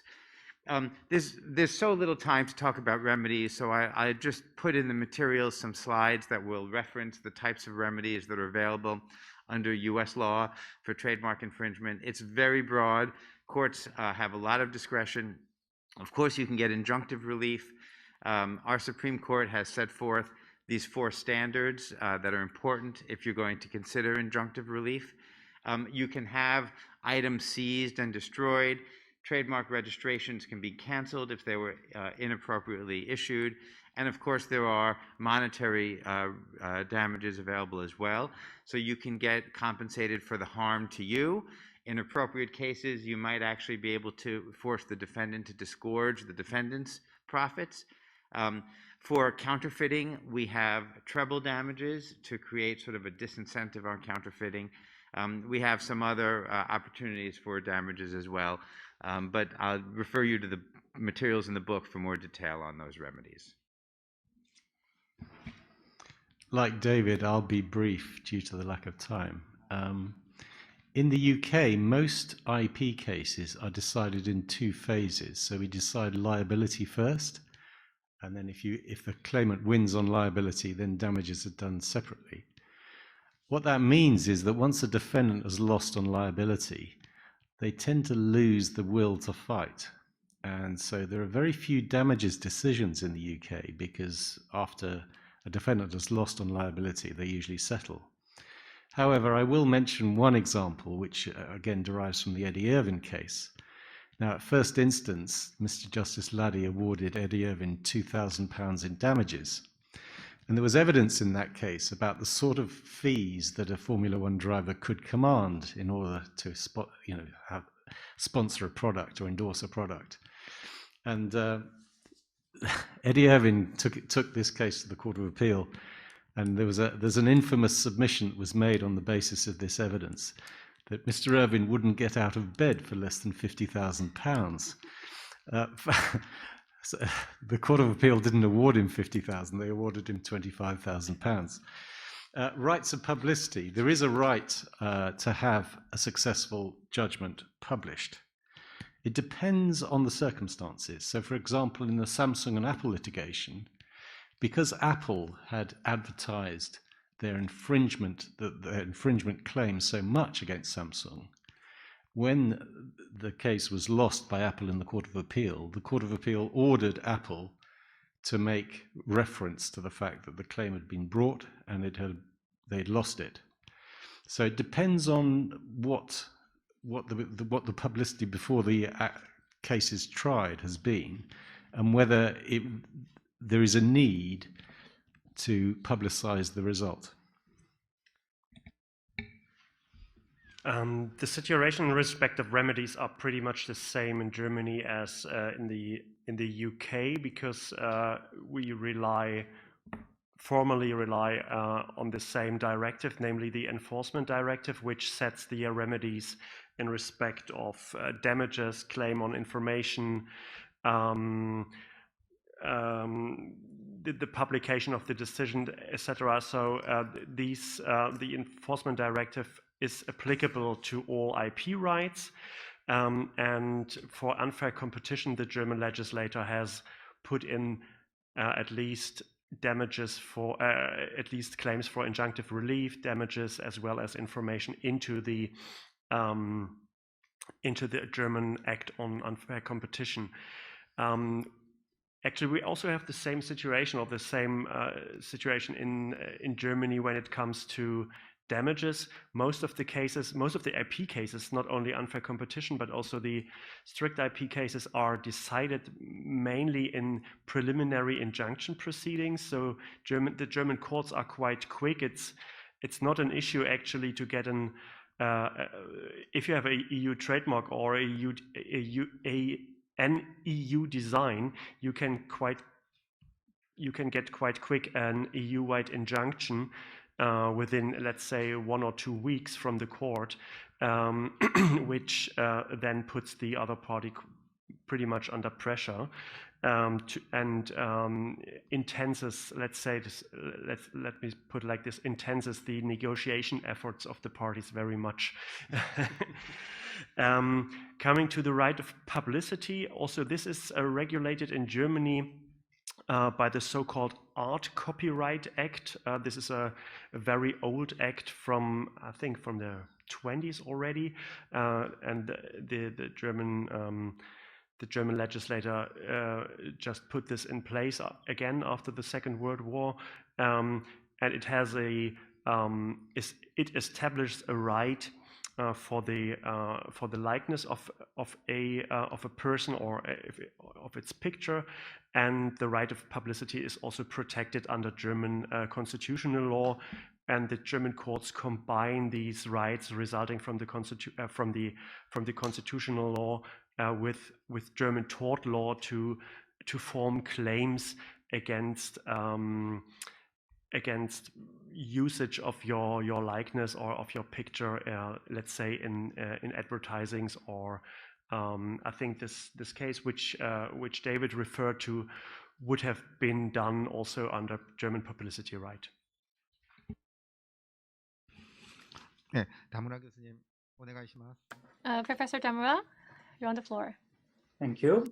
So about the right of publicity, we don't have any specific legislation. However, lower instance courts started recognizing this right since 1970s, and remedies are injunction and damages.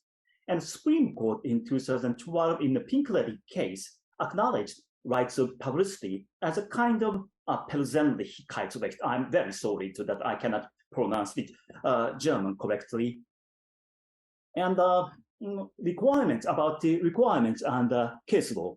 Infringement of rights of publicity has been typically recognized in the case of, first, commercialization of a portrait or a name, such as character goods or photo books.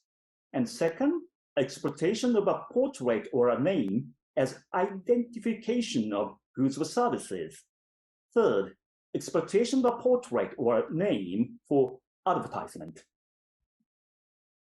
And the problem is, if and when pictures in magazines infringe right of publicity, and which has been debated for a quite long time.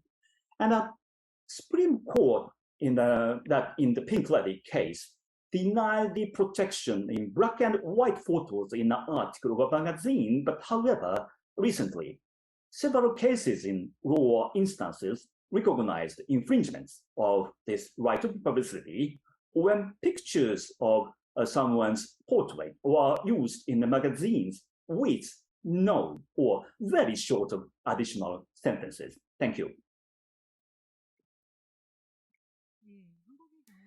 As for Korea,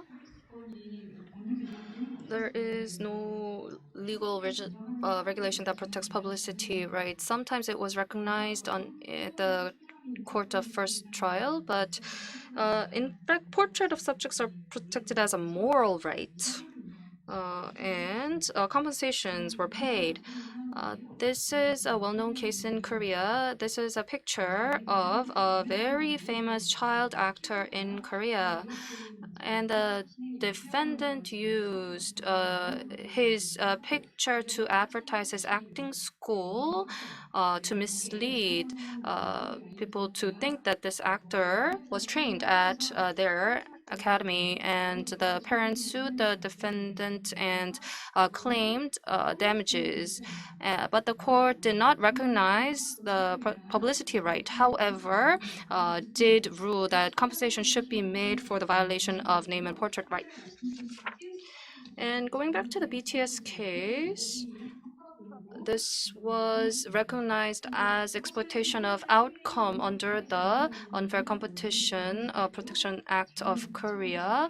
And last year in 2021, finally, this was included under the UCP Act. It might be a little different from what is in practice in the Western countries, but still, the damages were recognized. Thank you.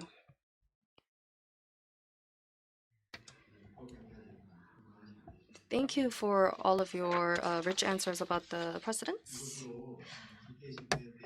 This closes our discussion for the 6 sections of this session. I would like to thank all of our panels for their very enlightening explanation by joining us today despite their busy schedules. In the reference book, we have the very insightful and detailed responses submitted from our panels, so please refer to them. And do we have any questions from the floor? In fact, we used up all the time allotted for the session, so I believe we would have to close the session. I would like to once again thank our panels for all of the insights that they have shared with us.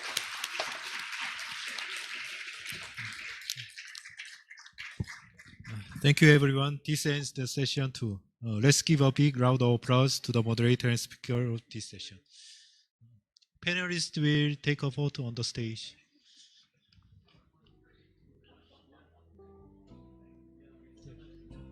사진 찍게 포즈 좀 찍어주십시오.